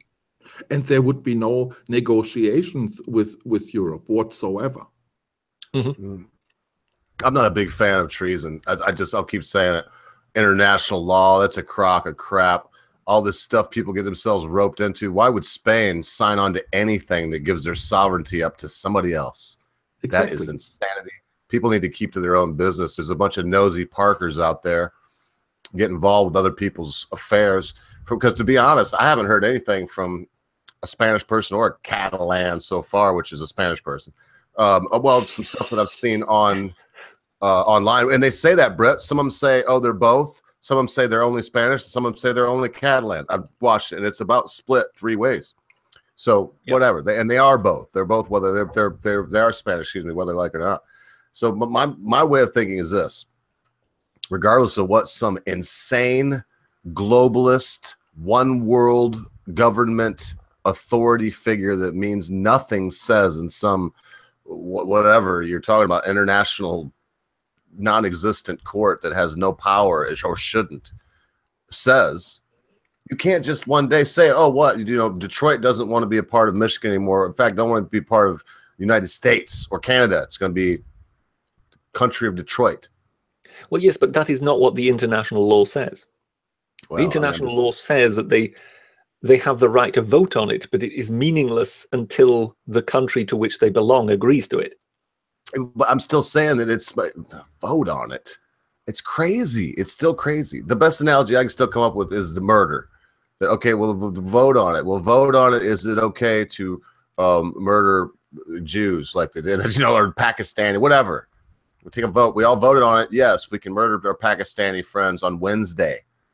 We can each get one. It's like hunting season. Well, hang on. There is still a bylaw, I believe, in is it in York? It's either York or Nottingham, whereby, strictly speaking, you can still kill any Scotsman who's within the grounds, within the city walls after dark. Huh. There you go. As you can imagine, that bylaw has long since been superseded by other laws, but the bylaw itself has never been removed. And it obviously goes way, way back to the days when there still was some danger from Scotsmen invading the country. But it's still there. But it's still there, yes. The danger is still there. Watch out, Dank. Well, yes, as I say, I mean, you just see Dankula and you realize why one would still keep a bylaw like that in place. Yeah, because you'd want to, if you've seen him in a dark alley, you'd want to, you'd want to have your pistols ready. That's for damn sure. He coming at you with all that shit in his face, his ears and stuff, and just the look on his face alone. It's the famous Highland Charge, isn't it? Dank Wallace coming at you. I don't know if you've ever heard of that, the Highland Charge. Highland Charge. Yes. Well, it basically almost goes back into ancient times. You know, the old Greeks and the old Romans. The Celts, they would attack them with one unbelievably fierce charge, and of course, with the Scots being descended from Celts, you know, they still had that old-fashioned, you know, just basically attack and slaughter, and the kind of British troops were kind of trying to train to kind of hold the line, but it became one of those, you know, the unstoppable force meets the immovable object. Yeah. And for quite a long time, the unstoppable force always won. That basically you simply couldn't resist the Highland Charge. It would break the line. And at some point then, particularly when bayonets and whatever became more useful, the Redcoats began defeating the Highland Charge and eventually just basically completely obliterated it at Culloden. Makes you feel good, doesn't it?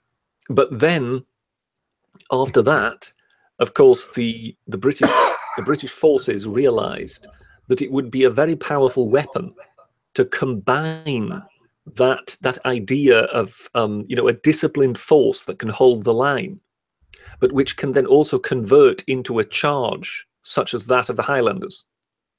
So that's why one started recruiting Highlanders quite heavily into the army.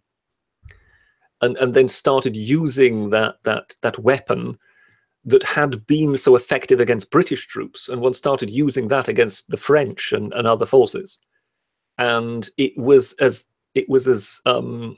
terrifying to those other forces as it has originally been to the British. Well, congratulations, you're Island of Barbarians. I have not. I mean, I was looking into. I think I told you, I was checking out. The planned invasion, and they ended up in the White Cliffs of Dover there, Caesar and his legions, and the whole debacle, they couldn't sail, and then the tactics of you folks there on the island, the way that you would hit and run with your chariots when they finally got on Britain and started roaming around trying to look for people to get retribution on, just come out of the forest and like attack, and whenever they try to chase in the forest, have big ambushes there, start tearing them up, and they just havoc. And so, you know, it's something to be said for you folks. You must have always been that way, blending tactics together. Very Chinese of you. Well, it is, you know, when it comes to those chariots, they are still a bit of a mystery, really. One doesn't really know how they were used. You know, even with sort of experimental archaeology and whatever, one hasn't really been able to seriously come up with a kind of definite way in which they would have been used, because the chariots really everywhere in the world had exited the battlefield by that time. They weren't really that useful. So, you know, whereas we know that in, you know, the ancient days in Assyria and in Egypt and whatever, that, you know, war chariots were used. By the time of the Romans, war chariots had long since gone out of use. I wonder why in the heck that would be. I mean, one doesn't really know. One doesn't really know what the British did so different. You know, I mean, when I say the British, the Britons of those days, right, the ancient Britons, one doesn't really know what they did that was so different, that made the war chariot effective in their hands, and yet it wasn't effective anymore in anyone else's. And one just doesn't quite know exactly how they worked them. But Caesar, as you say, Caesar commented on those chariots and how they were racing along the coastline whilst he was, you know, while his fleet was, you know, sailing along the coastline looking for a place to land. Well, so there was a significant force, it appears, of men on chariots. So they didn't really seem to be kind of backed up with infantry, because the infantry wouldn't be able to keep up, if you know what I mean. I imagine. But we don't really know exactly how they actually work this out. But it clearly must have been some sort of mobile heavy force. But who knows? I mean, it's one of those mysteries that's just lost in time, I'm afraid. Yeah. Well, that's all I know is just from looking into it. And I didn't see much. It just said they used chariots. I always assumed, and from what I've read, the writer must have assumed because that's what they were saying, that they would come and hit him and run away and hit him and run away. But I never pondered how many or what you never know. But crafty. I mean, the Britons were crafty. They also were pretty good about just BSing and like, well, we didn't have nothing to do with that. We're on your side. Have a couple hostages. And then as soon as they got their chance to take their hostages in the middle of the night, haul butt and hit him somewhere else. They were something else. They were good. They gave Caesar quite a hard time, yes. But one thinks that there may have already been active in Gaul. And one believes that was more than likely why Caesar, I mean, that's what Caesar claimed. But some people sort of say, oh, well, that was just an excuse. But it does seem that particularly when he was fighting with the more sort of seaborne people along the northern coast of France, that they may have actually heavily been supported by kind of fellow tribes from Britain who were kind of related to them, so to speak. And that therefore, in order to pacify Gaul, Caesar set over to Britain in order to make an example of them, to kind of show, look, you don't mess with us. So he kind of realized that it would of course incur losses, but it was worth doing in order to show the Britons, look, you may be able to come over with your ships and mess with us on our coastline, but we can do the same thing. So if we just basically agree to leave each other alone, then we can both live in peace. Yeah, if not, we all die fiery death. And I mean, with Caesar, Caesar knew the power of such examples. So he did lose a fleet or two in the rough waters. But that example he set by just building another fleet. I mean, if you've got an army like that, and the barbarians see your fleet smashed to pieces, and then just without breaking sweat, you just simply build another fleet. That does set an example to those barbarians, as in, look, there aren't really any limits to us. Well, they probably looked at him and thought, what's wrong with these morons? Apparently, I mean, the Britons were good at shipbuilding and sailing. We're fairly, at least better than the Romans. The Romans were very poor. Very, very bad at it. But yes, but the Romans had this kind of iron will. I get it. Weltschmerz may be familiar with the Rhine Bridge that Caesar built. That when he set across into Germany, he built a bridge over the Rhine, and that was just at the time that was just deemed impossible, because the Rhine at that area was already that wide. And he just basically, I think within the space of about 2 weeks, he built a bridge over the Rhine. Yeah. Then he set across with his army. And of course, having the bridge, he could bring all his supplies, he could bring all his catapults and whatever. Yeah, then he engaged in a lot of raiding. And then when he left, he just burnt the bridge. And he built the Limes, which was a defense wall basically through whole Germany. I mean, it was from the north completely down to the south in like an L shape. And it was like, I don't know, 1,000 miles long, that in somewhere in that ballpark. I think those were the Roman emperors. I think that sort of that's after Caesar. That's possible, yes. Yeah, but Caesar was basically, he was that man of the grand gesture. That basically, I will build this fantastical bridge that nobody could even imagine, and then when I'm finished with it, I'm going to burn it, just in order to show you that it is of no value to me whatsoever. And if I want to, I can build another. And in that same way, that's what he did with the Britons, by simply building a fleet.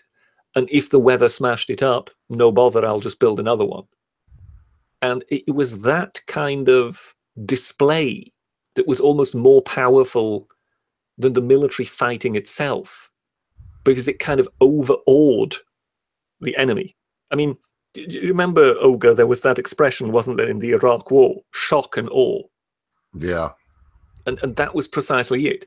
It was shock and awe. It wasn't just that you had the force of the army, but you also had this incredible display of ability, of capacity by the Romans that just basically must have terrified these fairly primitive people. Well, yeah, most of it. It just, you're talking about this, and I'm going to go on to our last story here in a second. We got like 10 more minutes left before it comes to the Sorry, you know what I'm like. You set me off on Romans, and then I'm like a wind-up toy. No, and I'm glad it went off in that direction. For the main reason is it's easy for us to forget while we're going to work and cross over 4 bridges on the electric train that does 125 mile an hour, no problem. We tend to forget that back then a bridge over the Rhine. How many bridges are there now? Carry how many tons and tons and tons of goods back and forth over that river in so many different spots. But there was a time where there was one, and if you could do something like that, you were just top of the heap. And that's amazing to me. The whole march of time, that thing you put in the culture video, you know, the whole march of time is amazing. But what we take for granted now, not just our phones and our iPods and things like this, but paved roads, rubber wheels that don't pop every 45 miles like they did in the 30s. And then we complain when the plane is half an hour late. Right. You know, rather than actually appreciate the fact that we have just traveled through the sky in a metal bird. Yes, and covered as much ground. I always marvel at that. Say I'm going to leave here and go to Orlando, Florida. It's 1,200 miles. I can drive it and be there in about 20 hours, and that's incredible. But I get on a plane and be there in an hour, and it's about an hour and 15 minutes of actual flight time. You're sitting on the plane they tell you your flight time is an hour and 45 because you are sitting on the plane for a little bit of time. But that is amazing. And 150 years ago, that trip would have taken you a couple months, a month, a long time. Anyway, yeah, it's incredible what we take for granted. Oh, I don't want to take for granted. It's almost a good segue, so I might as well use it, Brett. I got to do it because I named the stream after that. If you look at the stream, it says, "What's this?" What's that smell at Bob's house?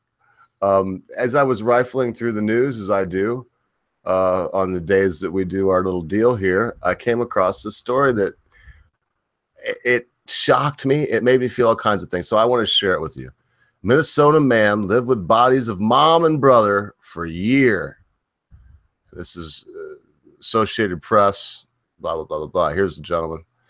It says, a Minnesota man who lived in a house with the decomposing bodies of his mother and twin brother for about a year said he could not bring himself to report their deaths to authorities. I was traumatized, Robert. That's why it's, why does it smell funny at Bob's? Robert James Kerfler, whatever that is, told the Associated Press on Saturday, what would you do? Well, let me read a little bit more of this. I'll answer that question at the end, though. We can all answer that question. It says, White Bear Police Captain Dale Hager said that this gentleman, 60 years old, was charged this week with interference with a dead body or scene of death because Kerfler moved his brother's body. And they said that they did this later on in this article. They said the reason why is they wanted to put him in the system and hopefully get him some psychological help. But they charged him with like a very, very minor thing. I'm not saying they should charge him something great, but now I'll answer this question and I'll pass it off to you boys to say whatever it is that you want about this very, very strange story. Oh, before I do, I must say that apparently the mother was, says the court record said that the mother's body was decayed and skeletal. It was just a skeleton. And that the brother's body was mummified. It's hard not to laugh, so this is the way it is here. Oh, these people. Now I will answer the question. What would I do? Why, if my mom died there, I would call the coroner, is what I would do. When would I do it? As soon as I realized that she was room temperature or rapidly approaching that state. Same for my brother. gentlemen. I thought you'd like this story, Brett. Apparently, I just squeaked this one by him. And was this guy running a motel? And was his name maybe Bates?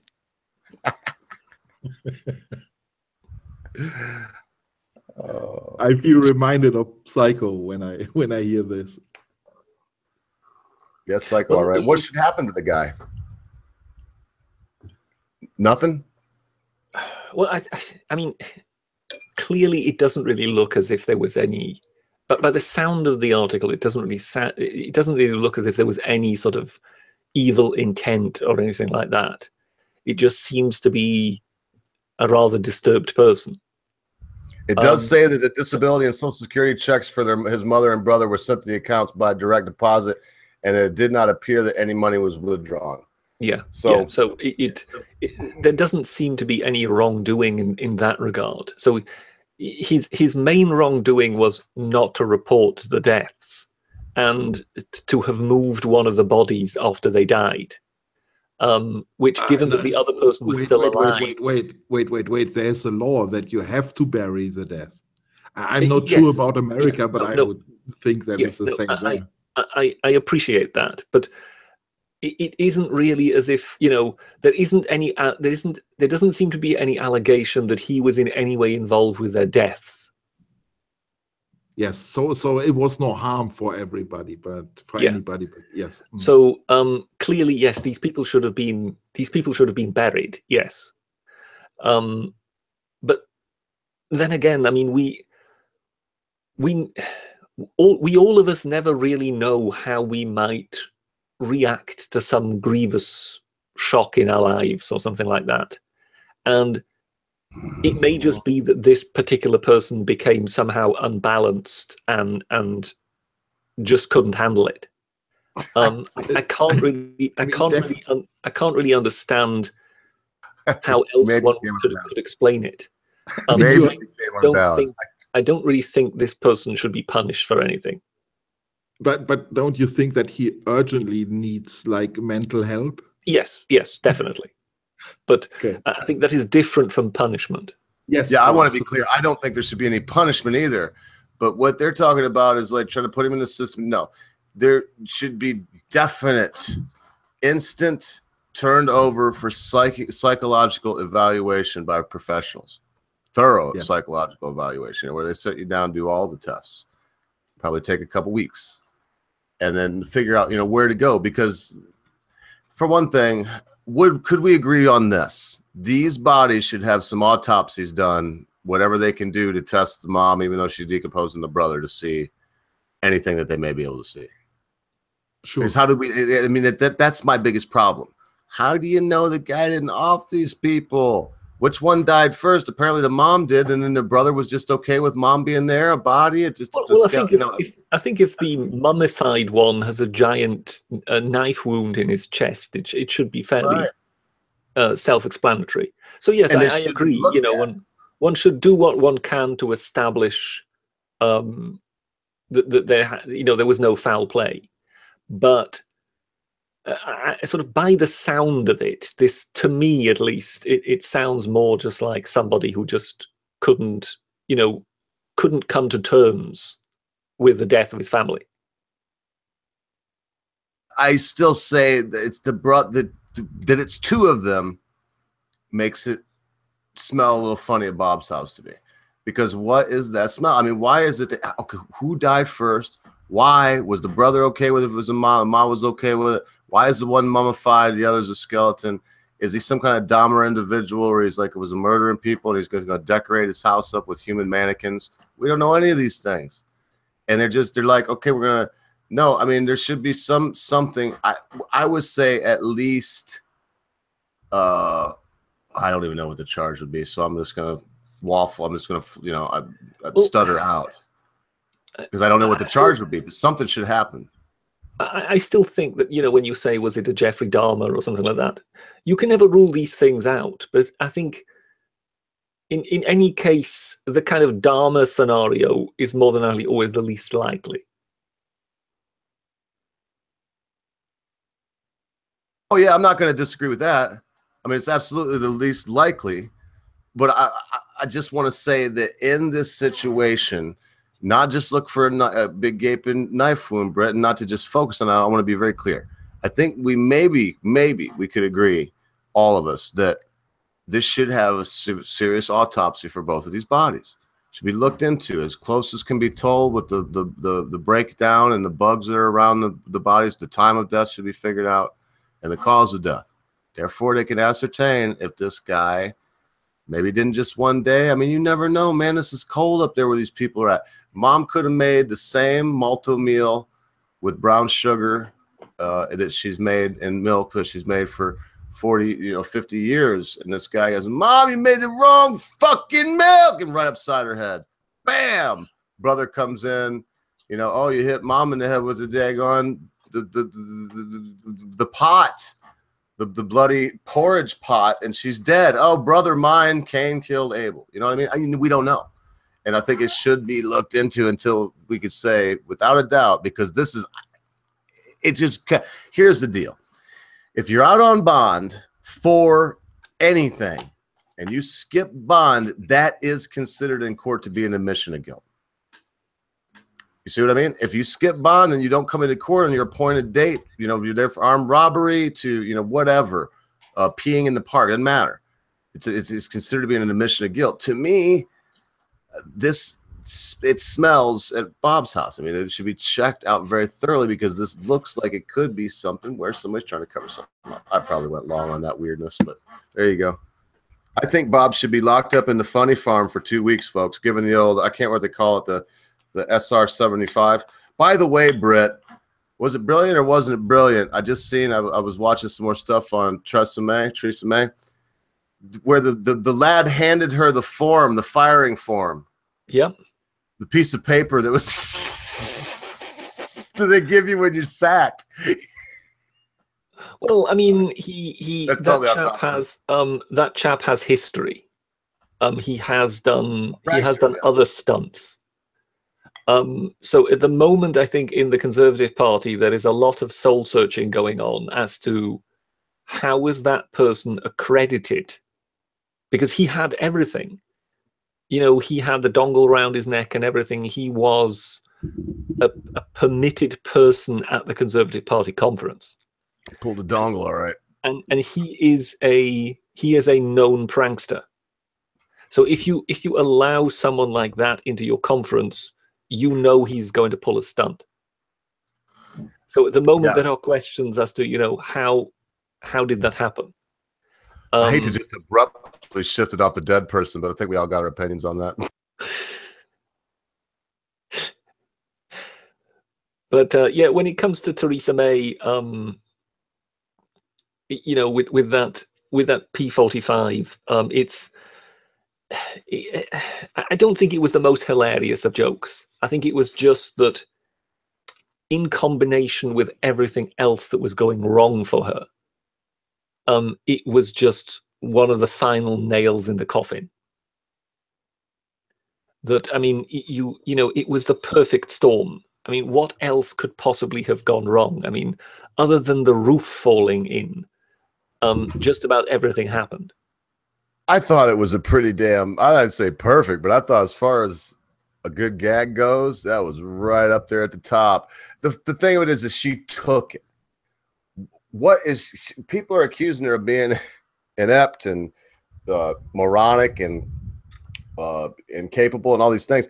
And here she is, this known prankster. Why did she take it? Why would she take it from him? Let him drop it or toss it at you. It wouldn't have played the same way as it did where he's like holding it out there and then she's like takes that and puts it under like she's putting it. I mean, come on, man. That was anyway. She's done, dude. Just basically felt she had to do something because he was waving this piece of paper around. So if she took it off him and basically got it out of view. She doesn't have people around. I mean, like the Secret Service would never let that fly. Once you do that like 3 or 4 times, the speaker's ignoring you. They come over and they kind of take it out of your hand. Well, that was just it. I think it was. You can see. I think when he first moves in, there are one or two people who look at him funny, but at the same time, he did seem to be an accredited member.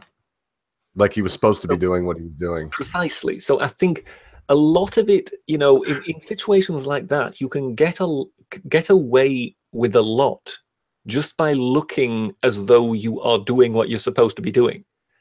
If you can kind of, I mean, cheek can get you into a lot of places just by your being confident about what you are doing.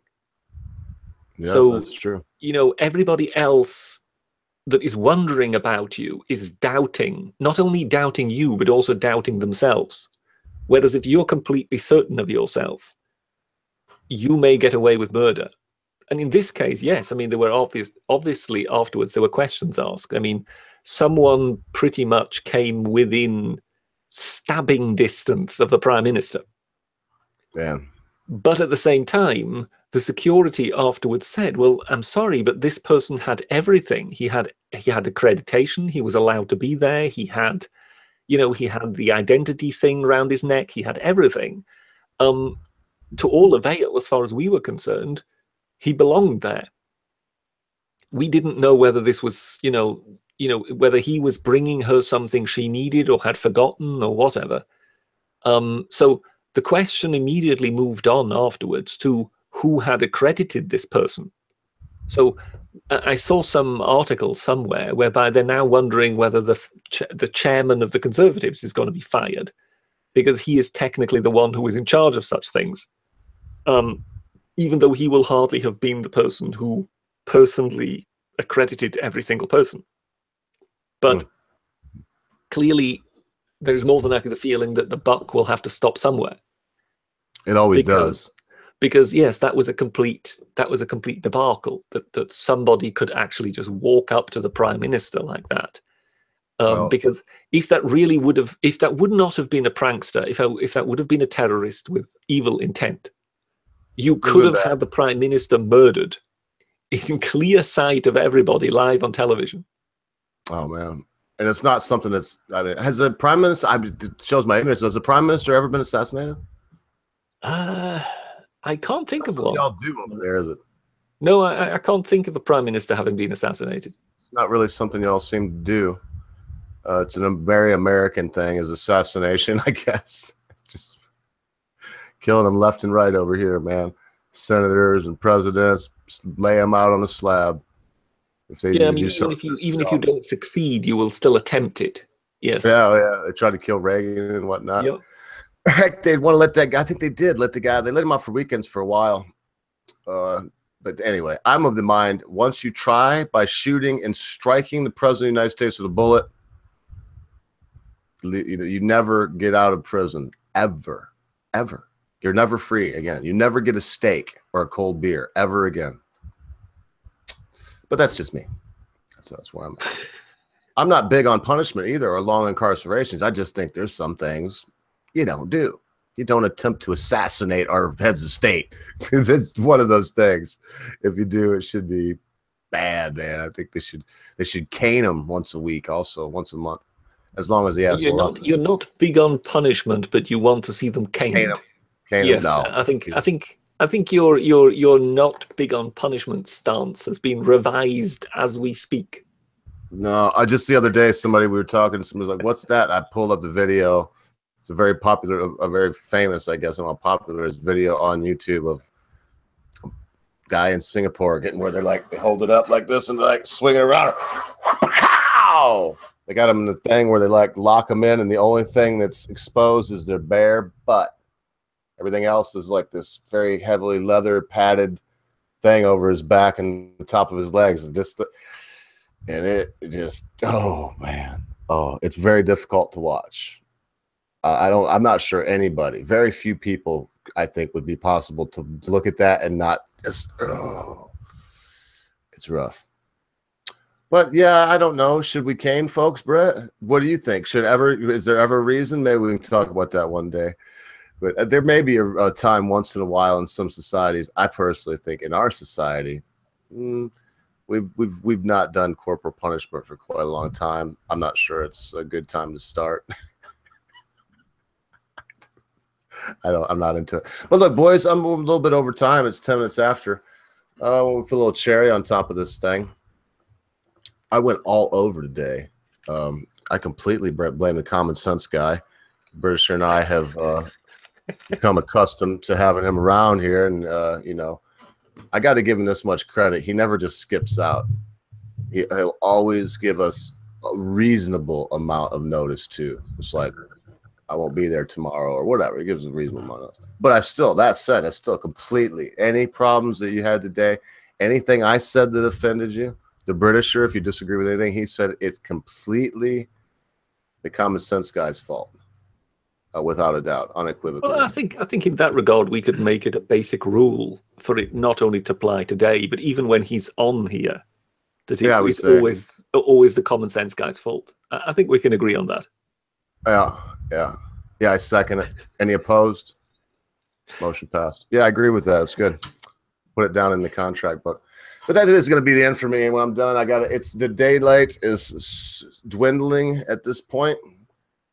And got to go take care of some business. But it's been good to have you boys. Any last words? Any final thoughts? Stories? And then, of course, well, you know how we do it here. Everybody knows what the deal is. Well, at first, thank you for inviting me, and that I can help out for the Common Sense Guy. Really appreciate. And you had really difficult topics today, I think. I could barely say anything because I was not so sure in what direction I should go. So, yeah, like the show, and thank you very much. No problem. You know, final word, where to start here, actually. I think one of the things I can kind of try and get into here is, you know, sort of various forms of nationalism and whatever that we're hearing about these days. Particularly when you get this Catalan example, because there was one or two things that I've heard in the run up to this that kind of made me think, and there was one comment I saw. I don't know if it was on one of my videos or you know, on one of the chats we had there, but someone actually said, and this was a person in Spain, who said, oh, he wouldn't mind Catalonia leaving, because of course Catalonia is rather left wing. He wouldn't mind Catalonia leaving because it would mean the rest of Spain would be more conservative. And it really made me think, you know, because I'd heard similar things over here with Scotland, that whenever the Scottish National Party is, you know, whenever they're holding speeches and talking about Scottish independence, they always start in a way saying that, you know, going independent is the best way of getting rid of the Tories, because the Tories are such a prominent force in England, so that if you would go independent with Scotland, which is a much more left-wing part of the nation, then it would be a way of getting rid of the Conservatives. And I've heard something similar, although much less often. Down here, some people in England kind of saying, oh, well, let them go independent. You know, like that, all those lefties are going to leave, and you know, the Tories can run the place. And I'm sort of shocked at that way of thinking, because, I mean, that is party politics. That is which political tribe you belong to. But surely what you understand to be your nation, your homeland, should not be dependent on your party politics. Surely there ought to be some sort of difference, that your patriotism doesn't really just depend on whether a part of your country leaving gives your party a 10% boost in the polls. I mean, to my mind, that is a very, very cheap way of looking at it.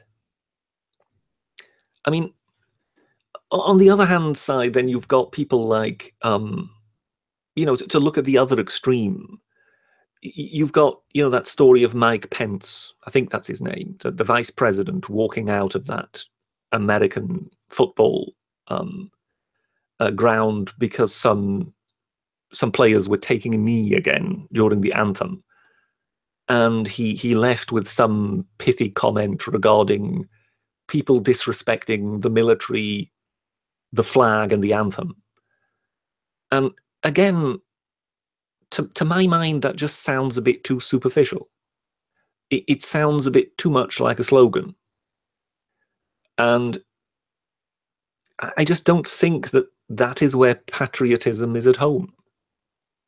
So I think it is somewhere, without wanting to sound all cheesy, it is kind of in the heart, it resides in the hearts of the people of a country. And I think when countries start almost falling apart, when you have got these challenges for independence, you wonder what sort of has gone wrong. And I guess the same thing can be asked about Scotland over here, as to what has gone wrong, as to people feeling so alienated from what is their nation, that they would, even though they're not oppressed, that they would kind of seek something else instead. And I just don't think that, as I say, talk of flags and anthems, I don't think that's a solution to it. That we kind of have to, in a way, particularly because we've got a complete crisis of identity in the West as to what our nations are supposed to be for and what they're supposed to be good for. Because, of course, we're beginning to criticize everything in our own history and seeing no fault in any other, far-flung foreign nation. And I think there is perhaps a bit of a crisis of identity going on as to what our nations are about and what the very heart of our nations is. And perhaps that should be one of the great challenges of our age, to kind of try and rediscover who we actually are as kind of countries. This is not a question of, pure bloodlines or anything like that. It's more a matter of, what are these nation states? What do they actually represent? And what future do we actually see for them? Rather than just being a place where people work and consume. Anyway, I don't know how I ended up at this point, but I'll hand it over to you, Mr. Oga. Some really good points, Brett. I've intentionally not touched on my final point for the day, but it kind of ties into a couple things you just said. Funny how a lot of times that happens when we do our little wrap-ups. We'll try to be brief. It's Columbus Day today. I don't know. I have my own thoughts. I mean, Columbus is also the name of a god that goes by another name, Aloja. You can see her likeness in the Statue of Liberty. You can see it in the Ocular in the state capitol here in Michigan. 6 pictures of Aloja all around in 6 different stations as a seafaring goddess. Anyway. So, I mean, I look at Columbus, the name itself. Think of the Columbia Space Shuttle. And in my mind, again, because I've looked into some strange and wonderful theories in my lifetime, I have my own thoughts about this name Columbia. Doesn't matter to me. And I can't tell anybody what to do. That's obvious. All right, folks, I'm not here to tell anybody what to do, tell anybody what to think. I'm here to give you my opinion. My opinion is happy Columbus Day. Regardless of if he was some kind of early Masonic, kind of worldly driven man with an agenda that I may not agree with it. I don't care. Happy Columbus Day. Maybe he was not the greatest guy, and he pulled a couple shyster moves to get funding for his ships. Happy Columbus Day. Maybe he drove a little hard, and maybe he wasn't as kind to the natives as he could. Happy Columbus Day. Maybe he was another white guy bringing imperialism across the planet. Happy Columbus Day. How many of our sacred traditions will we let them take away from us before we say no more? Well, you can't have any more. When I watch Jordan Peterson, so often he's talking, he's like, well, there's a good example of that in the Bible. And he knows the Bible better than any atheist I've ever heard of in my life. And he really does, both because he's understood and he uses and demonstrates how you don't throw the baby out with the bathwater. You don't. Happy Columbus Day. You know, Thomas Jefferson had slaves. He was one of our founding fathers. I mean, take Nelson down from Trafalgar Square, I believe is where he resides rightfully. All these things matter. If we let people come in and whittle away at the basis of our society by saying things like, you don't have any culture, you don't have any right because of this thing that happened. It's just like Catalonia, with all due respect for people that are believing this stuff. You're talking about something in 1714, 1711, whatever that was, way back then, early 1700s. You're talking about that and applying it to now? Well, I guess with that mentality that they've been applying with, I should feel bad because of the tone of my skin. Never mind that the majority of my family is Jewish. Never mind about the trials and tribulations they went through. Not that I even care, or any of my people I know that are Jewish care. But forget about that. Because of the tone of my skin, I am now in cahoots with slave traders that have never existed in my lifetime. Happy Columbus Day. It's high time that humanity get out of this cycle. I believe that I will see this cycle end in my life. I'm convinced of it. The more I've been delving into this, thank you, Academic Agent. I've been watching Ken Burns' Vietnam War documentary. Highly recommend it. And thank you for that. But I've been looking into this era more to see, yeah, you know what? Free speech was born in Berkeley. No, it wasn't. Free speech, I believe it comes somewhere in with the Magna Carta. I'm not sure much about the Magna Carta. I don't want to just spout that. I don't want to be corrected right now. So all I can say is I don't believe we invented free speech, even with our Constitution, with the First Amendment. And they surely didn't invent it at Berkeley. And listen to some of the people that went through that back then and how they talked about there was just a lot of shouting each other down. It seems like it was just this Antifa, a recycled version of something that's already happened and that will happen again. And they're running out of steam. They're running out of breath. So hold fast. Happy Columbus Day. And remember, folks, be good to your friends. Be good to your family members. Be good to your loved ones. Be quick to say you're sorry. Be even quicker to accept an apology, especially when that thing, your friend, your family member, your loved one has done seems to be so huge you'll never be able to forget about it.